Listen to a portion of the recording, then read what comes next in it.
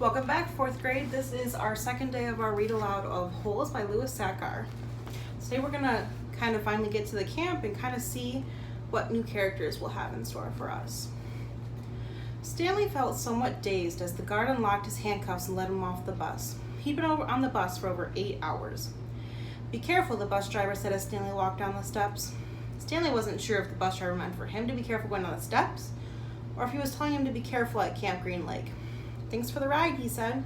His mouth was dry and his throat hurt. He stepped onto the hard, dry dirt. There was a band of sweat around his wrist where the handcuff had been.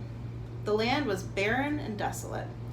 He could see a few rundown buildings and some tents. Further away, there was a cabin beneath 2 tall trees. Those 2 trees were the only plant life he could see. There weren't even weeds. The guard led Stanley to a small building. The sign on the front said, "You are entering Camp Green Lake, Juvenile Correctional Facility." Next to it was another sign which declared that it was a violation of the Texas Penal Code to bring guns, explosives, weapons, drugs, or alcohol into the premises. As Stanley read the sign, he couldn't help but think, well, duh. The guard led Stanley into the building, where he felt welcome relief of air conditioning. A man was sitting with his feet up on the desk. He turned his head when Stanley and the guard entered, but otherwise didn't move. Even though he was inside, he wore sunglasses and a cowboy hat. He also had held a can of soda, and the first sight of it made Stanley even more aware of his own thirst. He waited while the bus guard gave the man some papers to sign. "That's a lot of sunflower seeds," the bus guard said. Stanley noticed a burlap sack filled with sunflower seeds on the floor next to the desk. "I quit smoking last month," said the man in the cowboy hat. He had a tattoo of a rattlesnake on his arm, and as he signed his name, the rattlesnake seemed to wiggle. "I used to smoke a pack a day. Now I eat a sack of these every week." The guard laughed. There must have been a small refrigerator behind his desk, because the man in the cowboy hat produced 2 more cans of soda. For a second, Stanley hoped that one might be for him, but the man gave one to the guard and said the other one was for the driver. 9 hours here and now 9 hours back," the guard grumbled. What a day. Stanley thought about the long, miserable bus ride and felt a little sorry for the guard and the bus driver. The man in the cowboy hat spit sunflower seed shells into a waste paper basket. Then he walked around the desk to Stanley. "My name is Mr. Sir," he said. "Whenever you speak to me, you must call me by my name. Is that clear?" Stanley hesitated. Yes, Mr. Sir," he said, even though he couldn't imagine that was really that man's name. "You're not in the Girl Scouts anymore," Mr. Sir said. Stanley had to remove his clothes in front of Mr. Sir, who made sure he wasn't hiding anything.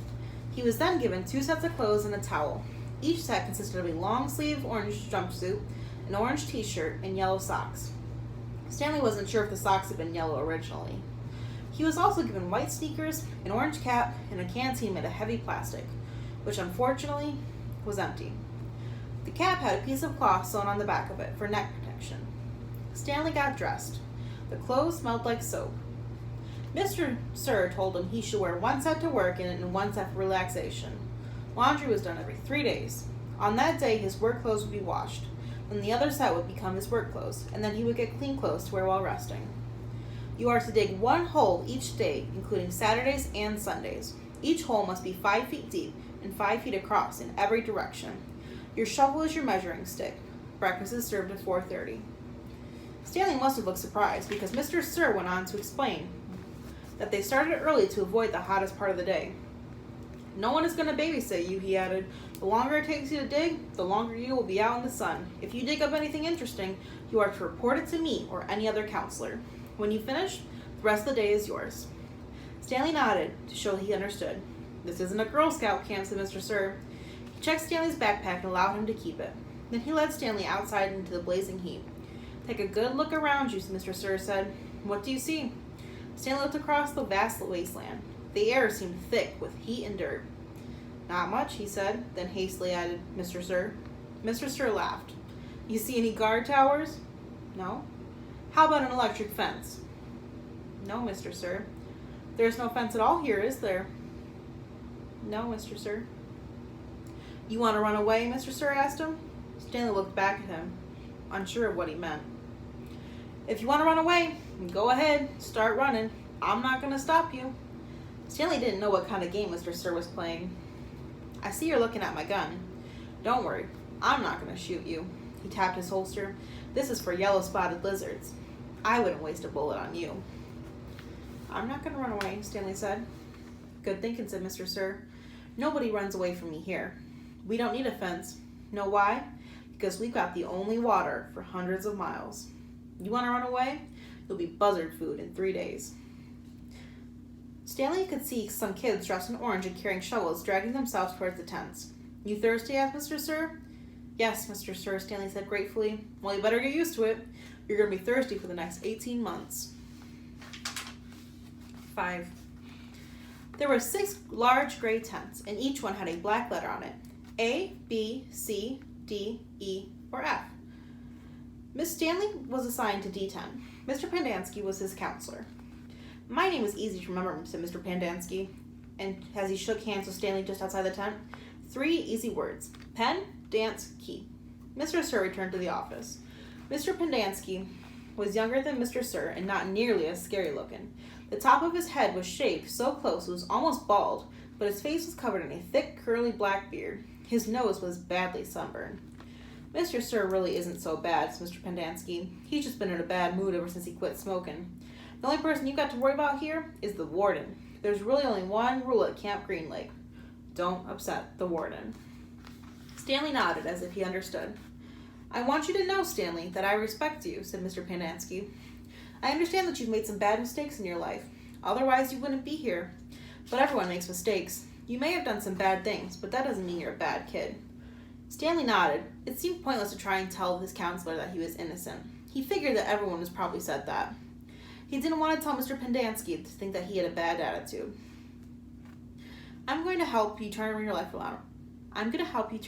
around. Said his counselor. But you're going to have to help too. Can I count on your help? Yes, sir, Stanley said. Mr. Pendanski said good, and patted Stanley on the back. 2 boys, each carrying a shovel, were coming across the compound. Mr. Pendanski called to them. Rex, Alan, I want you to come say hello to Stanley. Here's the newest member of our team. The boys glanced wearily at Stanley. They were dripping with sweat, and their faces were so dirty that it took Stanley a moment to notice that one kid was white and the other one was black. What happened to Barf Bag? Asked the black kid. Lewis is still in the hospital, said Mr. Pendanski. He won't be returning. He told the boys to come shake Stanley's hand and introduce themselves. Like gentlemen. Hi, the white kid grunted. That's Alan, Mr. Pendanski said. My name's not Alan, the boy said. It's Squid, and that's X-Ray. Hey, said X-Ray. He smiled and shook Stanley's hand. He wore glasses, but they were so dirty that Stanley wondered how he could even see out of them. Mr. Pendanski told Alan to go to the rec hall and bring the other boys to meet Stanley. Then he led them inside the tent. There were 7 cots, each one less than 2 feet from the one next to it. Which was Lewis's cot? Mr. Pendanski asked. Barf Bag slept here, said X-Ray, kicking one of the beds. All right, Stanley, that'll be yours, Mr. Pendanski. Stanley looked at the cot and nodded. He wasn't particularly thrilled about sleeping in the same cot that had been used by someone named Barf Bag. 7 crates were stacked in 2 piles on one side of the tent. The open end of the crates faced forward. Stanley put his backpack, change of clothes, and towel in what used to be Barf Bag's crate. It was at the bottom of the stack that had 3 in it. Squid returned with 4 other boys. The first 3 were introduced by Mr. Pendanski as Jose, Theodore, and Ricky. They called themselves Magnet, Armpit, and Zigzag. They all have nicknames, said Mr. Pendanski. However, I prefer to use the names that their parents gave them, the names that society will recognize them by when they return to become useful and hard-working members of society. It ain't just a nickname, X-Ray told Mr. Pendanski. He tapped the rim of his glasses. I can see inside you, Mom. You've got a big fat heart. The last boy didn't have a real name either, or else he didn't have a nickname. Both Mr. Pendanski and X-Ray called him Zero. You know why his name's Zero? Asked Mr. Pendanski. Because nothing's inside his head. He smiled and playfully shook Zero's shoulder. Zero said nothing. And that's Mom, the boy asked. Mr. Pendanski smiled at him. If it makes you feel better to call me Mom, Theodore, go ahead and call me Mom. He turned to Stanley. If you have questions, Theodore will help you. You got that, Theodore? I'm depending on you. Theodore spit a thin line of saliva between his teeth, causing some of the other boys to complain about the need to keep their home sanitary. You were all new here once, said Mr. Pendanski, and you all know what it feels like. I'm counting on every one of you to help Stanley. Stanley looked at the ground. Mr. Pendanski left the tent, and soon the other boys began to file out as well. taking their towels and change of clothes with them. Stanley was relieved to be left alone, but he was so thirsty he felt like he would die if he didn't get something to drink soon. Hey, Theodore, he said, going after him. Do you know where I can fill my canteen? Theodore whirled and grabbed Stanley by his collar.